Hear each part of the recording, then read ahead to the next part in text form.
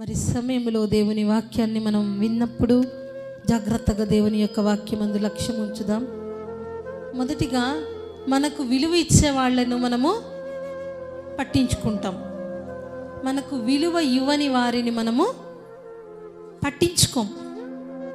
అది నిజముగా అందరి జీవితంలో జరిగేదే. అయితే ఈ సమయంలో మనతో మాట్లాడే దేవుడు, మనకు విలువనిచ్చే దేవుడు, మనల్ని పట్టించుకునే దేవుడు ఎంతగా మన జీవితంలో ఆయన కార్యం చేస్తాడంటే, ఏ రీతిగా మన పట్ల ఆయన కృపను కుమ్మరిస్తాడంటే వాక్యం ద్వారా మనము జ్ఞాపకం చేసుకుని దేవుని సన్నిధిలో ముందుకు సాగుదాం. ఆరాధన క్రమం చొప్పున చదివిన 56వ కీర్తన 8వ వచనాన్ని చదువుదాం. నా సంచారములు నీవు లెక్కించి ఉన్నావు, నా కన్నీళ్లు నీ బుడ్డిలో నుంచబడి ఉన్నవి, అవి నీ కవలలో కనబడును గదా. నేను మొరపెట్టు దినమున నా శత్రువులు వెనుకకు తిరుగుదురు, దేవుడు నా పక్షమునున్నాడని నాకు తెలియను. ఆమేన్. మన కన్నీళ్లను తన కవిలలో ఉంచుకునే కరుణామయుడైన దేవుడు ఈ సమయంలో మనతో మాట్లాడే దేవుడు. నీ జీవితంలో నీ కన్నీళ్లను చూసి ఎగతాళి చేసేవారు, నీ కన్నీళ్లకు కారణమైన వాళ్ళు ఉండవచ్చు.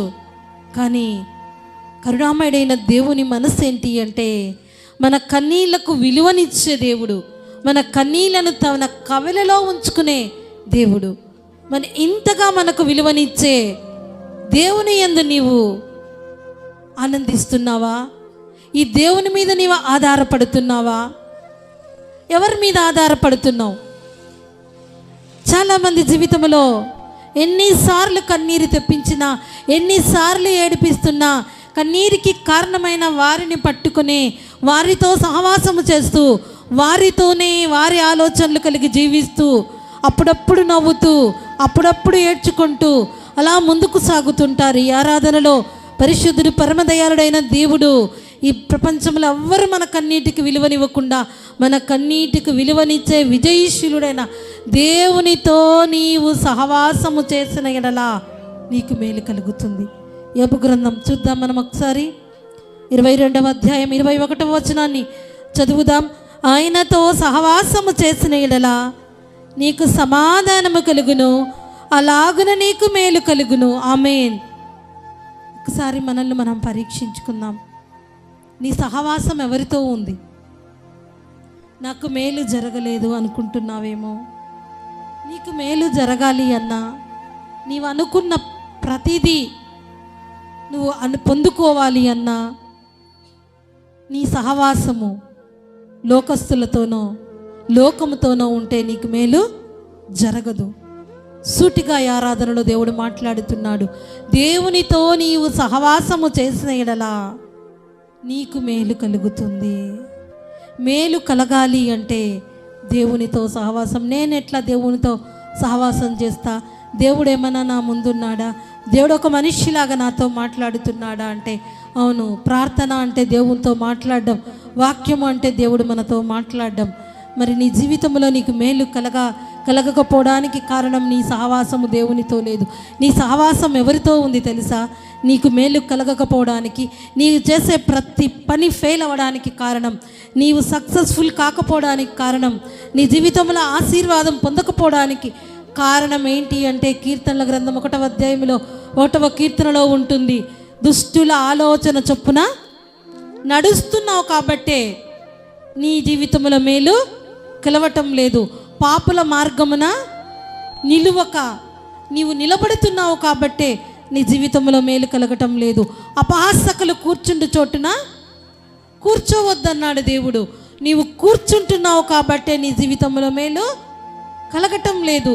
దుష్టుల ఆలోచన చొప్పున నడువక, పాపల మార్గమున నిలువక, అపహాసకులు కూర్చుండు చోటున కూర్చుండక, దివారాత్రము యెహోవా ధర్మశాస్త్రమును ఆనందించువాడు ధన్యుడు. అతడు నీటి కాలువల ఎవరు నాటబడినదే ఆకు వాడక తన కాలమందు ఫలమిచ్చు చెట్టు వలె ఉండును, అతడు చేయనదంతయు సఫలమగును. ఆమేన్. నీ జీవితంలో ప్రతి పని సఫలం అవ్వాలి అంటే నీవు చేయవలసింది ఏంటి అంటే దేవునితో సహవాసం. కొంతమంది కూర్చొని ఉంటారు, కూర్చొని ఉండి అపహాస్యమైన కామెంట్స్ చేసే మాటలు మాట్లాడే వారితో కూర్చొని ఉంటారు. అలా కూర్చోండాన్ని బట్టి ఏమి అవుతుందిలే అని నీవు అనుకుంటావు. నీవు ఏమవుతుందో తెలుసా? నువ్వు ఏ పని చేసినా సఫలీకృతము కాదు. పాపం నువ్వు చేయనవసరం లేదు.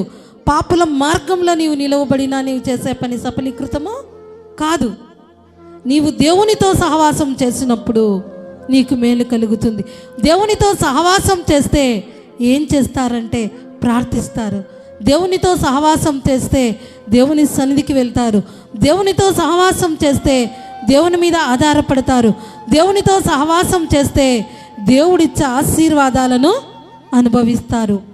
కొంతమంది దేవునితో సహవాసం చేస్తూ ఉండగా సహవాసం చేస్తున్న వారిని చెడగొట్టేవారు ఉంటారు. ఒకానొక వ్యక్తి, మంచి విశ్వాసైన వ్యక్తి, చాలాసార్లు ఈ మాటను మీ ముందు నేను ఉంచుతూనే ఉన్నా. మరి భక్తిపరుడైన వ్యక్తి ప్రతి సంవత్సరపు చివరి దినములో మరి 3 దినములు ఉపవాసం ఉండి ప్రార్థన చేసేవాడట. కారణం ఏంటి అంటే, సంవత్సరం అంతా నన్ను, నా కుటుంబాన్ని, నాకు కలిగిన సమస్తాన్ని నీవు కాపాడి పోషించి సంరక్షించావు ప్రభా అని ఆ ఉపవాసం ఉండి ప్రార్థన చేసేవాడు. ఆ ఉపవాసం ఉన్నప్పుడు అతని ఇంటి వారు అందరూ ఉపవాసం ఉండి ప్రార్థన చేసేవాళ్ళు. అయితే అతడు పెంచుకుంటున్నటువంటి ఆ యొక్క ఇంట్లో ఉన్న పావురాలతో కానీ వాయువు కానీ ఉపవాసం ఉంచాడట. వాటిని కానీ ఉపవాసం పెట్టాడట. మీరు కానీ మిమ్మల్ని కానీ దేవుడు దీవించాడు, పోషించాడు, సంరక్షించాడని. అయితే ఈ వ్యక్తి ఉపవాసం ఉండి కుటుంబంతో కలిసి ప్రార్థన చేస్తుండగా తమ యజమానుడి ప్రార్థనకు సంతోషిస్తూ ఆ పావురం కానీ ఉండేది. అయితే అక్కడ ఆ పావురం అలా ఉన్నప్పుడు కాకుల గుంపటి వెళుతూ ఉంటే ఈ పావురము చూసింది. ఆ కాకుల గుంపు వెళుతున్నటువంటి ఆ కాకుల గుంపు ఈ పావురముతో మాట్లాడడం స్టార్ట్ చేశాయి. పక్షుల భాషల్లో మాట్లాడుకుంటాయి. నువ్వు ఎందుకు అలాగున్నావు? మేము చూడు ఎంత సంతోషముగా మంచిగా బయట తిరుగుతున్నాం, కావలసింది తింటున్నాం, సంతోషంగా తిరుగుతున్నాం, నువ్వెందుకు దిగులుగా కూర్చొని ఉన్నావంటే ఆ పావురం మొదటి రోజు ఏం మాట్లాడలేదు. ఆ రోజు ఆ కాకి చెప్పిన మాటలు తన చెవిలో పడ్డాయి. తన యజమానుడు పోషించింది, తన యజమానుడు ప్రేమించింది, తన యజమానుడు చూపిన ప్రేమనన్నీ మర్చిపోయింది. కానీ అప్పుడప్పుడు సంబంధం లేని ఆ కాకి మాటలు చెవులో ఆ దినమంతా గుర్తు చేసుకుంటున్నాయి. వెంటనే ఆ పావురం ఆలోచించిందట, నిజమే కదా, నా యజమానుడు ఉపవాసం ఉన్నాడు, నన్ను ఇక్కడ ఉపవాసం ఉంచాడే, ఉపవాసము పెట్టాడు. ఈ కాకులు ఎంత ఆనందంగా ఉదయకాలమున వెళ్ళిపోయాయి, తిరిగి సాయంకాలం వెళ్తున్నాయి అనుకొని ఇది ఆలోచించి ఒక తీర్మానం తీసుకుంది. ఏంటి ఆ తీర్మానం అంటే, అప్పటి వరకు తన యజమానుడి సహవాసములో ఉన్నటువంటి ఈ పావురము శ్రేష్టమైనటువంటి ఆహారాన్ని పెట్టేవాడు. ఎవరంటే యజమానుడు. ఎప్పుడైతే ఈ పావురానికి కాకి మాటలు గుర్తొచ్చాయో అదొక తీర్మానం చేసుకున్నది. నెక్స్ట్ డే యజమానుడు లోపల ఉంటాడు, అతను ప్రార్థనలో ఉంటాడు. నేను ఈ కాకులతో వెళ్ళి రావచ్చు అనుకున్నది, ఆ కాకుల సహవాసముతో అది వెళ్ళింది, బాగా కావాలనుకున్నది తినింది, తిరిగి సంతోషంగా తనున్న స్థలానికి వచ్చింది. యజమానుడు గమనించలేదు అనుకున్నది, అది చక్కగా అలాగుంది. తిరిగి నెక్స్ట్ డే తిరిగి కాకులతో బాటి వెళ్ళిపోయింది. అయితే అది ఎవరితో ఇప్పుడు సహవాసం చేస్తుంది? కాకులతో సహవాసం చేస్తుంది. అలా వెళ్ళిపోయింది. అయితే ఆ రోజు ఒకరోజు ఉన్నట్టు ఒకరోజు ఉండదు. మరి అది ఎంచుకున్న మార్గమే సరైనది కాదు. ధైర్యముగా యజమానుడిచ్చే ఆహారాన్ని తింటూ ఉండవలసిన ఈ పావురము మరి పొలములో ఆ పొలం యజమానుడికి తెలియకుండా దొంగగా తిండి తినవలసిన పరిస్థితి వచ్చింది. అక్కడ ఉన్నటువంటి ఆ పొలం యజమానుడు ఒక వల ఇసిరాడట. ఆ వలలో కాకులతో పాటు ఈ పావురము చిక్కుబడిపోయింది. ఆ కాకులతో సహవాసం చేస్తున్న పావురము అరుస్తుంది. ఏ రకంగా తప్పించుకోగలుగుతుంది? అప్పుడు గుర్తొచ్చింది ఆ పావురానికి, అయ్యో, నేను నా యజమానుడి మాట విని ఉంటే ఇంత అపాయానికి, ఇంత ప్రమాదానికి నేను లోనయ్యేదాన్ని కాదనుకున్నది. తన ప్రాణాన్ని కోల్పోయింది. ఈ ఆరాధనలో నీవు దేవునితో సహవాసము చేసినట్లయితే నీకు మేలు కలుగుతుంది. నీకు మేలు కావాలనా, లేక నీవు అనుకున్నదే కావాలనా? ఏం కావాలని కోరుకుంటున్నావు?